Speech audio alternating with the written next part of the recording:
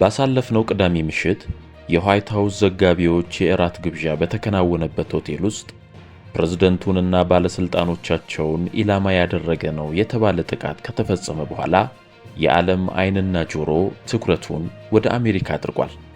ትራምፕ በተገኙበት የእራት ግብዣ ላይ ስለተፈጸመው ጥቃት እስካሁን የተሰሙ እውነታዎች ምንድናቸው?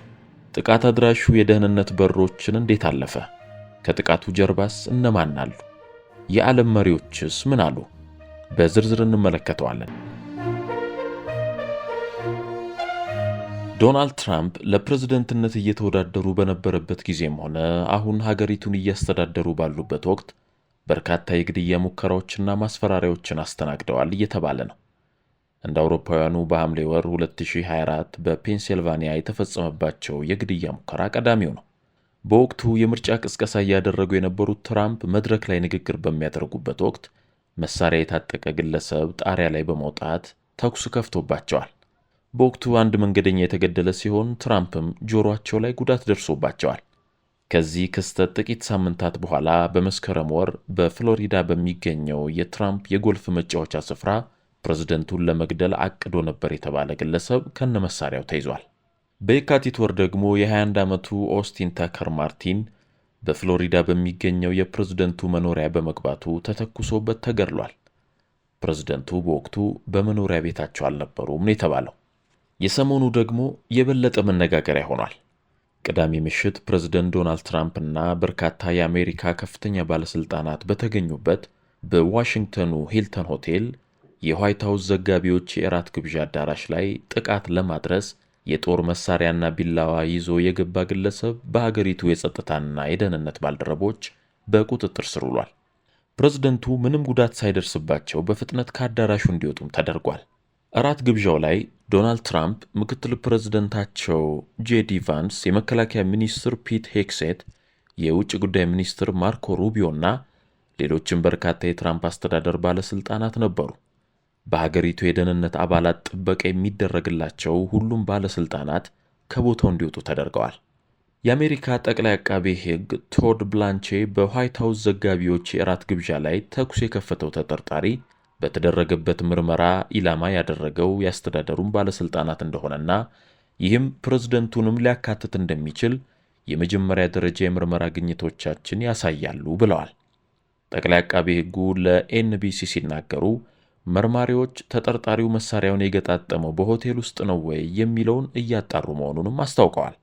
በጣም በቀላሉ ነው ደህንነቶችን ያለፈው ያሉት ብላንቼ ጥቃት አድራሹ ከሎስ አንጀለስ ወደ ቺካጎ እናም ወደ ዋሽንግተን በባቡር ተጉዞ ሊሆን ይችላል ብለዋል። ዶናልድ ትራምፕ ከተኩሱ በኋላ በሰጡት ቃለ ምልልሳቸው አልተጨነኩም ነበር፣ ሕይወትን ተረድቻታለሁ፣ በእብድ ዓለም ውስጥ እንደምንኖርም አውቃለሁ ብለዋል። እንግዶች እየተመገቡ በነበረበት ወቅት ሁካታ መፈጠሩንና መጀመሪያ ላይ መመገቢያ ሳህን የወደቀ እንደመሰላቸው ትራምፕ ቢገልጹም አንዳንድ ጋዜጠኞች ከ5 እስከ 8 የሚደርስ የተኩሱ ድምፅ እንደሰሙ ተናግረዋል። ከትራምፕና ከካቢኔያቸው በተጨማሪ አንዳንድ የአሜሪካ ከፍተኛ ስምና ዝና ያላቸው ፖለቲከኞች፣ ዲፕሎማቶችና ጋዜጠኞች በዋሽንግተኑ ሂልተን አዳራሽ ውስጥ ተገኝተው ነበር።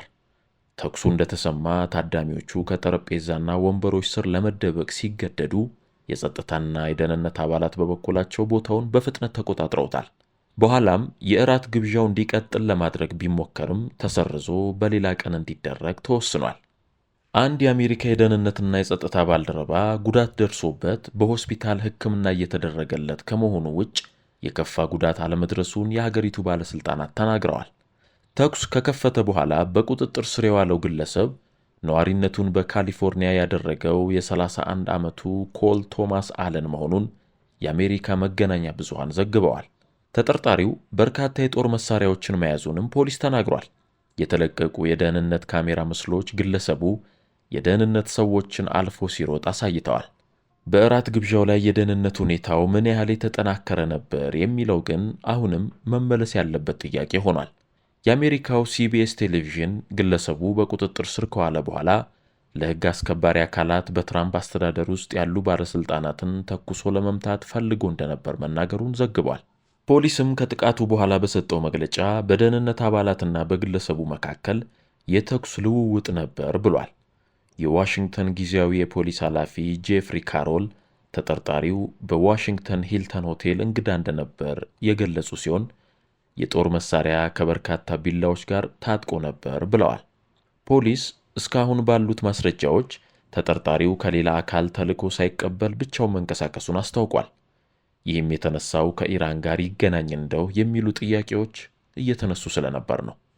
የሲኤንኤን ከፍተኛ ዘጋቢ የሆነው ስቲፈን ኮሊንሰን ባሰፈረው ሐተታው ነፃ ንግግር በሚታሰብበት ዓመታዊ የራት ግብዣ ላይ በፕሬዝደንት ዶናልድ ትራምፕ ካቢኔ አባላት ላይ ጥቃት ለመሰንዘር አቅዶ ነበር የተባለው ታጣቂ መሠረታዊ መብቶች ላይ አደጋ የሚጥለውንና እየሰፋ የመጣውን ፖለቲካዊ ጥቃት በግልጽ የሚያሳይ ነው ብሏል።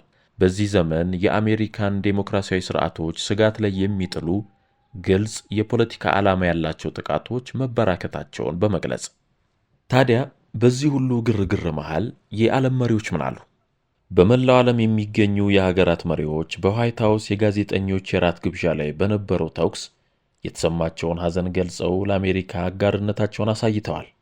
የእንግሊዝ ጠቅላይ ሚኒስትር ኬር ስታርመር በሁኔታው መደንገጣቸውን ገልጸው ማንኛውም በዲሞክራሲ ተቋማት ወይም በፕሬስ ነጻነት ላይ የሚደረግ ጥቃት ጠንካራ በሆነ ሁኔታ መወገዝ አለበት ሲሉ መልእክታቸውን አስተላልፈዋል። ከአሜሪካ ጋር በንግድ ውዝግብ ውስጥ የምትገኘው የካናዳ ጠቅላይ ሚኒስትር ማርክ ካርኔ ፕሬዝዳንት ትራምፕና ባለቤታቸው እንዲሁም ሌሎች በተኩሱ ምንም ባለመሆናቸው የተሰማቸውን እፎይታ ገልጸው በዚህ አስደንጋጭ ክስተት ለተረበሹ ሁሉ በሐሳቤ ከእናንተ ጋር ነኝ ብለዋል።